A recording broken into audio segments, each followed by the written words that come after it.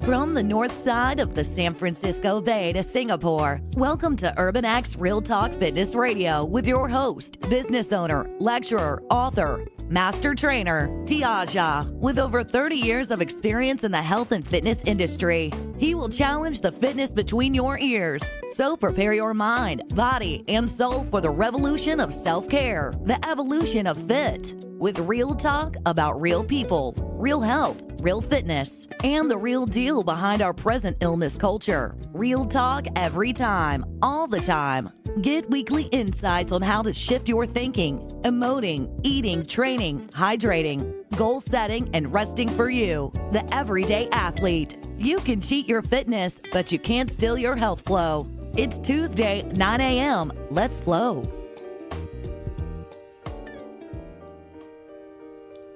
Obsession is the single most wasteful human activity because with an obsession, you keep coming back and back and back to the same question and never get an answer.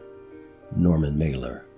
There is a war on health, choice, and common sense in America. It is a war that is unremitting and expensive, not just in terms of individual lives, but equally in wasted human potential.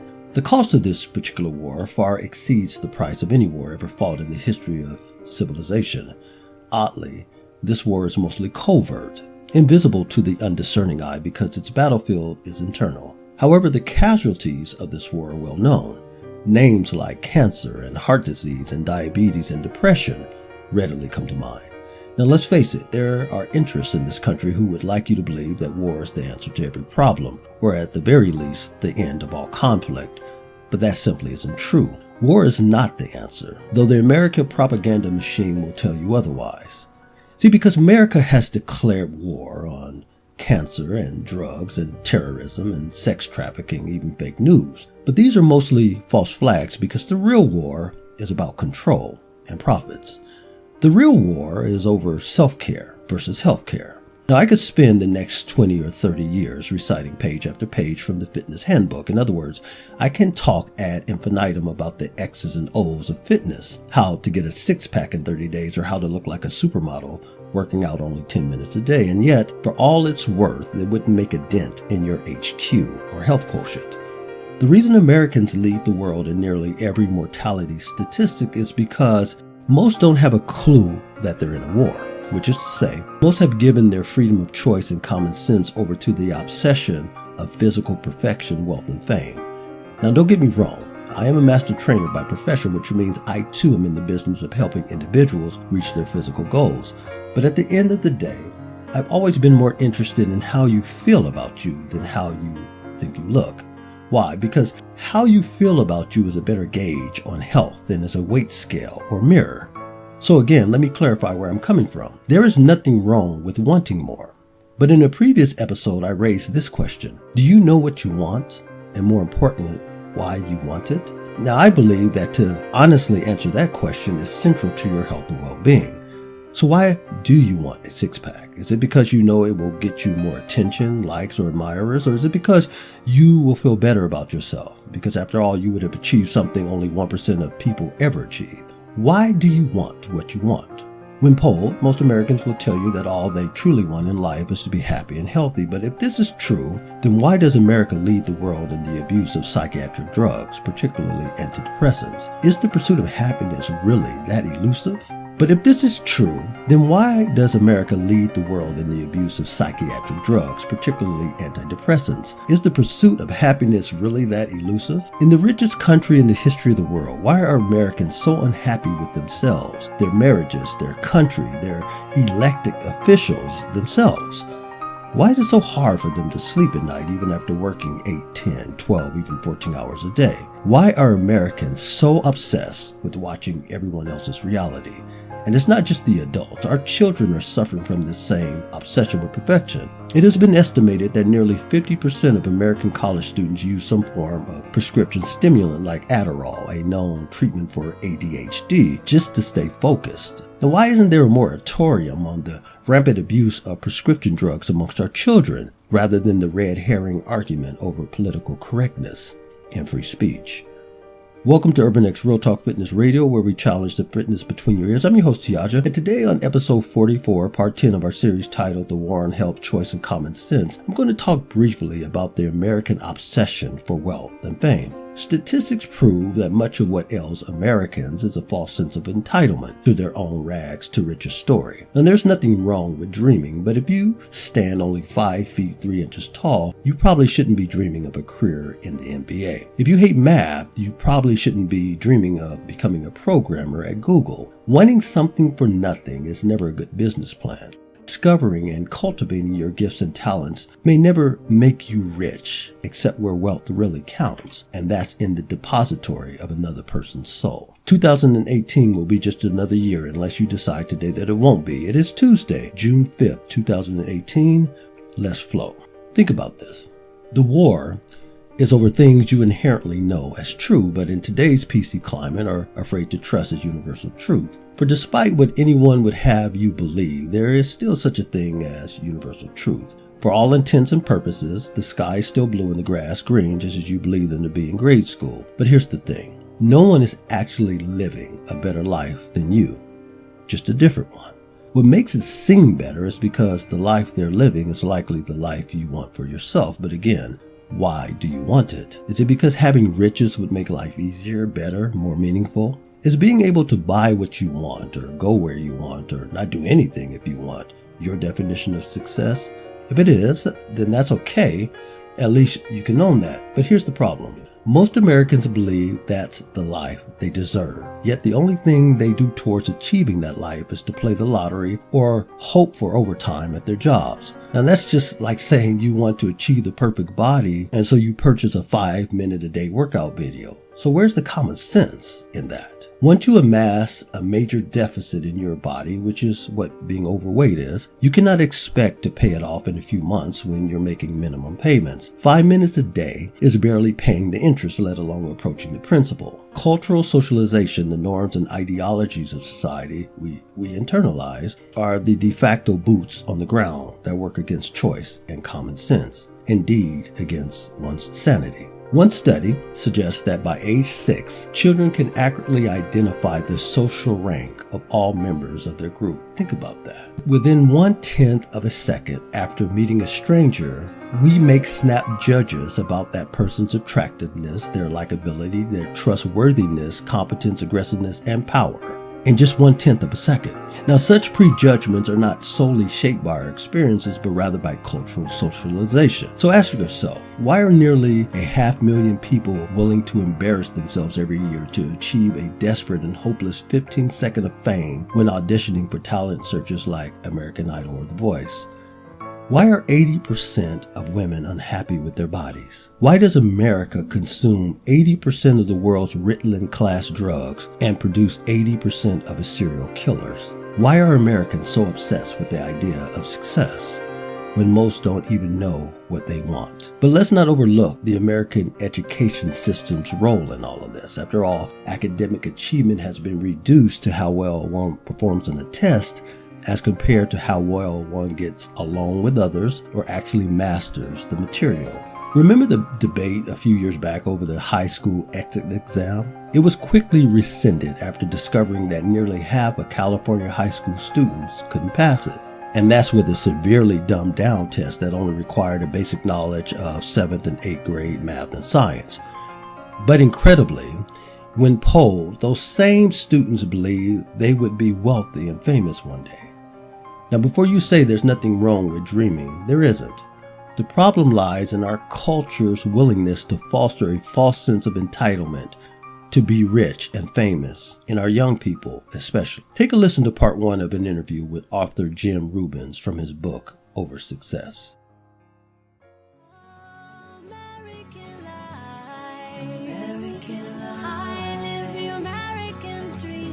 Jim, Americans have become almost delusional, if I read what you're saying here, where you have 30% of Americans believe that they really have a notion that they're going to become famous. Almost 50% said that they're going to become wealthy someday.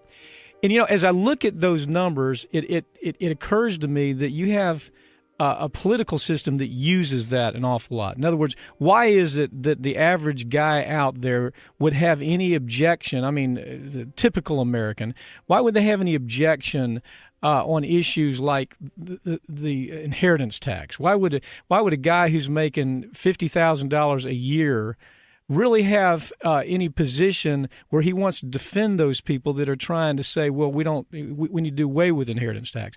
And it is because of that Horatio Alger notion, isn't it? It is, exactly. we're all going to be wealthy someday, so I just have to look out, because I know 5 years from now I'm going to be one of these images that I see thrown at me through the media, and I've got to get ready for that. Yeah, you're right about that. It's frustrating to people on the left, liberals who are comparing Americans to other advanced industrial nations, and wonder why in heck do average American citizens not get pissed off about the wealth inequality in this country that's increased so dramatically over the past 3 decades. And it's because we all think, not all of us, but a lot of us, as you cite some of my data, 30% of us think we're going to become famous someday.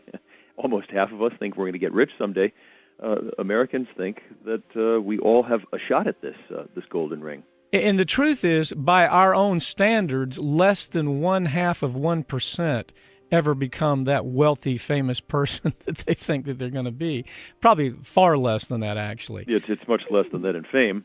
You see that the 10,000 American moms who go out to Hollywood every year, they bring their kids out there to live in these dives in hopes that they can turn their kid into a movie star. Now, there are about 10 or 12 recognized top-level movie stars that are genuinely famous. The odds of getting famous are remotely small. So to set that as a life goal, as many of our young people do, tweens, 8 to 14, the number one goal among tweens in America, bigger than any other country in the world, is to become famous. It's the overriding goal in their life, and it's an unattainable life goal. Yeah, ask a teenager, well, what do you want to do? Well, I want to become famous. It's a real interesting. Yep. Well, but we've built an industry around this, haven't we? I mean, I remember this character, what was it, Dare to Be Great, Glenn Turner, I think, down in Florida, and you have these Robbins characters and all these people that are pushing. It's a multi-billion-dollar industry of these motivational how-to books, and it's all how to become famous. It is all how to become the wealthiest person in the world. And that juxtaposed with what the media does to us every day, it's easy to become delusional, isn't it? That's what we've become. Yeah, so what I was wondering here is this. I'm wondering, where does all this head? Is there any way to turn this around? I mean, if we assume that we're so caught up in this we're caught up in this icon love. We're caught up in this idea of what MTV's telling our children, and we have to have the bigger jet and the bigger boat and the bigger house, and then the truth being most people are just living hand to mouth, but we still have in the back of our minds we're going to get there. What's the solution to bringing us back to reality? Yeah, in my book, Over Success, I have the last chapter talks about 20 things we can do to turn this around. And my core thesis is this over-success phenomenon in America. We've replaced real success, and it's really good to have high goals in life. America is a great place in terms of allowing us to reach as high as we want. It fosters individuality, but the sickness, the pathology is that we have been taught to select goals that we can't reach. And a couple of things to turn this around. A very simple one is to select goals that actually match your capabilities, and those differ from person to person. I recommend that people select goals on an ongoing basis, and they're going to change day by day, year by year, that you're about 50% likely to succeed at. If you constantly select goals that are just impossible for you, based upon your intelligence, skills, your social contacts, your networks, you're going to get depressed. You're going to get bummed out. If you select goals that are too easy, you're going to waste your life. But Jim, I think what you say so well in your book is that it's so difficult to do that because here we have SWAT teams of the media. We have SWAT teams. I love your discussion about plastic surgeons, clothing engineers, makeup artists, digital retouchers, changing our physical appearance, trying to make us look like celebrities, to where we can't. We always want to compare our imperfections to something that's not real, and it really can't even be attained. We want to do that appearance-wise. We want to do it status and power-wise. We want to do it from a standpoint of the things we own and the toys we have and the homes we live in. So we're living, it's almost like the Truman Show. You see, it's almost like the Truman Show, but we're on the outside looking in. Yeah, those are features of the American media landscape. The average American is now spending 8 hours a day looking at a screen.